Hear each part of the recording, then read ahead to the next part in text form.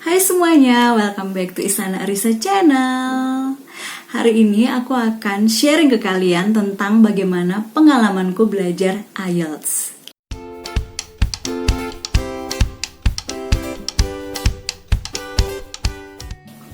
Oke, tapi sebelum itu aku mau mengucapkan terima kasih untuk teman-teman yang sudah subscribe channelku walaupun masih sedikit, tapi aku sangat mengapresiasi itu. Aku tidak pernah menyangka bahwa ada orang yang mau subscribe juga, kayak gitu. Oke, teman-teman, aku mau cerita. Jadi mulai tahun lalu sih sebenarnya aku dan suamiku memutuskan untuk belajar IELTS karena itu berhubungan dengan keberlanjutan pendidikan kami. Jadi kami butuh untuk belajar IELTS karena di tempat kami akan melanjutkan sekolah butuh nilai IELTS sebagai jaminan bahwa kemampuan bahasa kami ini cukup untuk melanjutkan sesuatu yang lebih akademis. Dan IELTS yang menjadi tolak ukurnya. Nah, tahun lalu akhirnya kami memutuskan untuk ikut kursus IELTS. Karena rasanya kalau belajar sendiri tuh bisa sih ada bahan-bahan dari internet, tapi butuh beberapa hal itu dikoreksi seperti speaking ataupun writing, karena di kursus itu ada tutor yang akan menolong kami. Akhirnya kami memutuskan untuk kursus di Kampung Inggris. Kampung Inggris itu kalau teman-teman tidak tahu itu posisinya di Pare. Nah, Pare itu di Jawa Timur dan kami juga tinggalnya di Jawa Timur, walaupun lokasinya berbeda, tapi ya masih satu provinsi lah. Dan juga lebih murah sih di Kampung Inggris ya. Dan di situ intensif. Jadi kami mengambil 2 minggu di bulan Januari 2019 dan 2 minggu di bulan Februari 2019. Kenapa per 2 minggu? Karena ya kami juga bekerja, dan setelah pembicaraan dengan pihak yayasan, kami disetujui diizinkan untuk kursus, tapi kami berpikir sebaiknya kami mengambil 2 minggu saja. Agak susah kalau harus off 1 bulan seperti itu, dan kami berdua juga. Ya udah, kami memilih di Kampung Inggris intensif 2 minggu selama 2 bulan. Lalu setelah mencari-cari, kami memilih di satu lembaga yaitu namanya Global English. Sebenarnya di Pare itu ada begitu banyak lembaga, di Kampung Inggris maksudnya, ada begitu banyak lembaga yang mengajarkan tentang Inggris, baik itu dari basic sekali sampai advance. Dan juga ada banyak program, ada TOEFL, IELTS. Nah, karena kami ini udah tahu bahwa kami akan membutuhkan nilai IELTS, maka kami mencari lembaga-lembaga yang memang khusus fokusnya ke IELTS. Dan dari sekian banyak lembaga yang mengajarkan program IELTS, kami menemukan Global English. Dia bisa mengajarkan IELTS paketnya itu per 2 minggu. Kalau lembaga yang lain itu ada, tapi paketnya per 1 bulan. Akhirnya itu adalah salah satu pertimbangan kenapa kami pilih Global English. Selain itu juga ada beberapa orang merekomendasikan Global English tuh bagus kok, kayak gitu. Ya udah, kami mengambil mendaftar di situ. Kalau kalian mau cari tahu, ada kok websitenya, tinggal cari aja di Google. Nah, IELTS itu ada 4 hal ya teman-teman yang kami pelajari, yaitu reading, listening, speaking, dan writing. Jadi di awal itu datang-datang gitu ya pretest dulu kayak gitu. Jadi ada mengerjakan reading, mengerjakan listening, mengerjakan writing, dan juga speaking. Speakingnya itu ditanya-tanyai oleh tutornya. Ya udah, seperti itu. Kenapa sih mesti memilih IELTS? Kalau IELTS ya karena memang di tempat kami berkuliah mintanya nilai IELTS. Tapi kalau misalnya kalian butuh bukan IELTS atau TOEFL ya nggak masalah. Kalau ingin pergi ke Amerika atau Kanada ya kemungkinan besar TOEFL. Tapi kalau negara yang dituju tuh seperti UK atau Australia atau New Zealand memang IELTS, nilai IELTS yang dibutuhkan. Kesan yang didapat pada saat belajar IELTS itu aksen ya teman-teman. Karena biasa kalau kita belajar bahasa Inggris dari kecil-kecil dulu kan, aku juga udah kursus bahasa Inggris, dan aksen itu lebih ke arah American accent. Tapi pada saat belajar IELTS, ya ampun, beda banget, sangat berbeda, bener-bener berbeda. aksen, bener-bener ya cara mereka pronounce kata-kata itu sangat berbeda.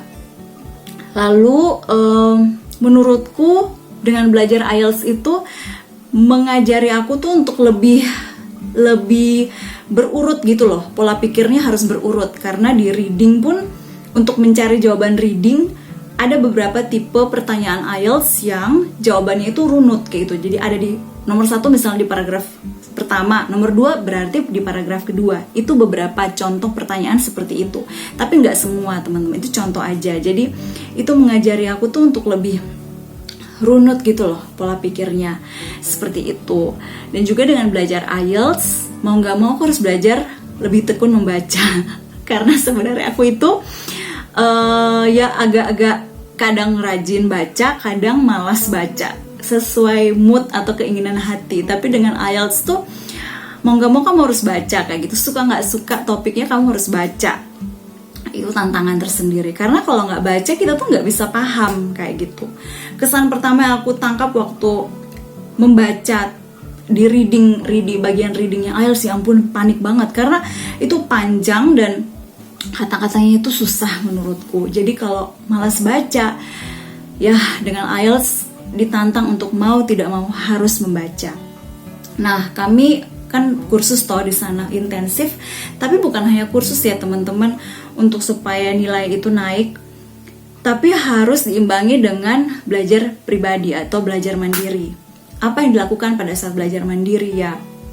Di internet itu ada banyak banget soal-soal IELTS. Jadi kami selalu berlatih mengerjakan soal IELTS, yaitu reading, listening. Reading, listening itu setiap hari. Namanya itu scoring. Jadi kan target kami tuh ada ya. Reading itu target kami 7. Terus listening tuh sebenarnya dari kampus meminta 6,5, tapi ya kami sama ratakan aja 7 kayak gitu. Nah, terutama untuk reading itu kan 40 soal.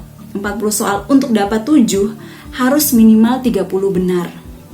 Nah, itu yang terus digenjot, diusahakan. Jadi scoring itu terus dari Januari, Februari, Maret, latihan terus. Oh ya, saya itu paling berjuang banget dengan reading dan writing. Kalau suami saya tuh lebih susah lebih berjuang ya, pokoknya lebih merasa susah itu di listening dan speaking. Jadi masing-masing kami tuh ada spot-spot yang memang kami berjuang ekstra di situ. Bahkan kami memutuskan kan tes itu 6 April 2019. H-1 mau tes. Pada saat scoring, saya itu benarnya itu untuk reading tuh 29. Jadi waktu itu stres banget, ya ampun, padahal besok tuh sudah harus tes real tes IELTS kayak gitu. Tesnya dan mahal pula. Mahal berapa? Per orang itu 2,9 juta teman-teman. Jadi kalian bayangkan kalau kalian tes 2,9 juta rupiah dan nilainya itu tidak sesuai dengan hasilnya, itu tidak sesuai dengan ekspektasi. Itu rasanya aduh ya ampun. Ya itulah, jadi kenapa waktu H-1 tuh saya lumayan tertekan karena waduh ini H-1 tapi benarnya tuh masih 29 kayak gitu, belum sampai 30. Tapi ya udah, mempelajari, berjuang kayak gitu. Terus memang harus tekun belajar. Jadi bahasa Inggris tuh harus terus digunakan. Practice makes perfect ya. Jadi dengan kamu semakin mempraktekkan maka akan semakin baik hasilnya. Loh, ada orang yang bertanya, loh kamu kan sastra Inggris kok bisa kesusahan? Ya memang belajar bahasa Inggris oke.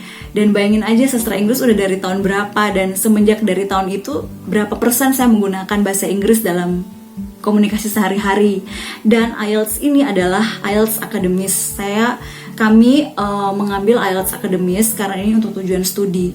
Tapi kalau teman-teman mungkin yang ingin ke suatu negara tertentu dengan tujuan bekerja, maka sepertinya lebih cocok ke General IELTS. Tapi demi tujuannya untuk studi, maka pilihannya adalah academic IELTS. Nah, dengan academic IELTS ini berarti pada saat menulis atau pada saat berbicara dan juga waktu membaca kata-katanya adalah kata-kata yang akademis, kata-kata yang lebih formal, kata-kata yang lebih berat seperti itu. Dan ya tidak mudah pada saat menyiapkan. Nah, kembali ke tes, di 6 April 2019 itu kami tes, lalu 2 minggu setelahnya keluar hasilnya. Pada saat lihat hasilnya, ada senang dan ada sedihnya. Kenapa? Karena reading yang saya takutkan selama ini, reading saya itu 7. Bersyukur banget, sangat bersyukur karena itu sangat-sangat takut. Jadi reading 7, itu sesuai ekspektasi ya.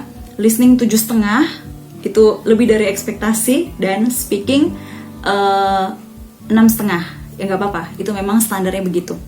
Dan yang bikin sedih adalah writing yang standarnya harus 7, goalnya 7, saya dan suami sama-sama mendapat 5,5. Itu rasanya ya ampun.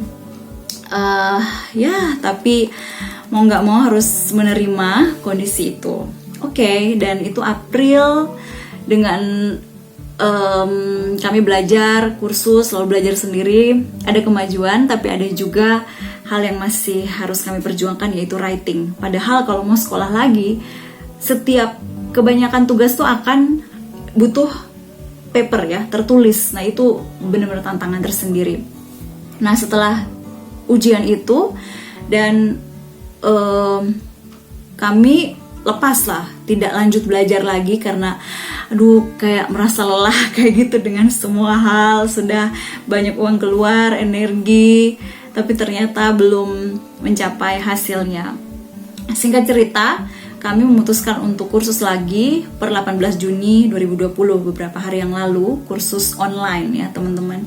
Kursus online, dan pada saat kursus online itu di pertemuan pertama kami ada pretest IELTS. Dan yang membuat shock adalah pada saat saya melihat hasilnya, listening saya 5,5, reading saya 6,5, writing saya 5. Kalau speaking itu memang kemarin belum tes, nanti minggu depan baru tes. Yang membuat saya shock adalah wow, turunnya banyak ya. Listening turun, writing juga turun 0,5, dan yang buat amaze adalah reading. Kalau saya tanpa persiapan apa-apa, reading 6,5. Bagi saya itu kemajuan karena saya ini bukan tipe yang terlalu tekun membaca.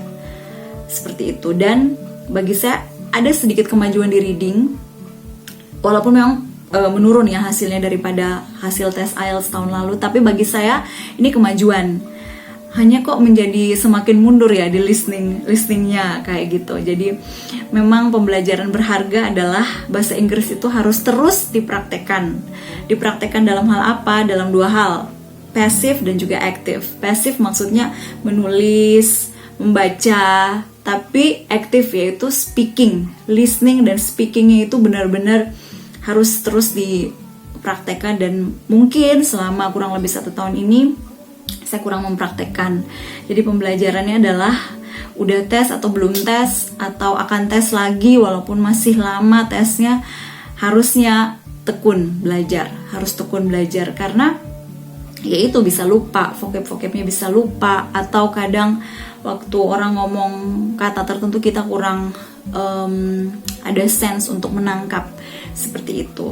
Oh ya, untuk teman-teman yang memang mau untuk belajar bahasa Inggris, saya sarankan kalian punya proyek pribadi kayak gitu loh. Misalnya 1 hari baca 5 artikel dan itu mesti bahasa Inggris. Saya sarankan untuk naikkan levelnya, kalian bisa baca artikel-artikel seperti National Geographic, atau kalau dari tutor saya itu merekomendasikan baca dari The Economist atau Guardian, seperti itu. Itu untuk reading. Lalu untuk listening mungkin bisa sering-sering mendengar berita dalam bahasa Inggris atau mendengar percakapan-percakapan informal dalam bahasa Inggris. Kalau tujuan kalian IELTS, berarti carilah percakapan-percakapan dari negara, misalnya dari UK atau dari Aussie. Tapi kalau tujuan kalian mau belajar TOEFL, berarti carilah percakapan-percakapan yang ada di YouTube, tapi pembicaranya itu dari Amerika kayak gitu, supaya kalian terbiasa dengan aksen, karena aksen itu sangat membuat kita tuh nangkep nggak sih, walaupun katanya itu sebenarnya sederhana, tapi kalau kita tidak terbiasa dengan aksennya, itu itu akan sangat kesusahan. Itu aja teman-teman, semoga tips belajar bahasa Inggris dari saya ini bisa menyemangati kalian. Jangan terus berhenti, jangan menyerah. Jangan menyerah untuk belajar. Saya juga sedang mau belajar lagi karena kok menurun ya itulah. Oke, terima kasih semuanya, jangan lupa subscribe, dan terima kasih yang sudah mau menonton sampai selesai. Dadah.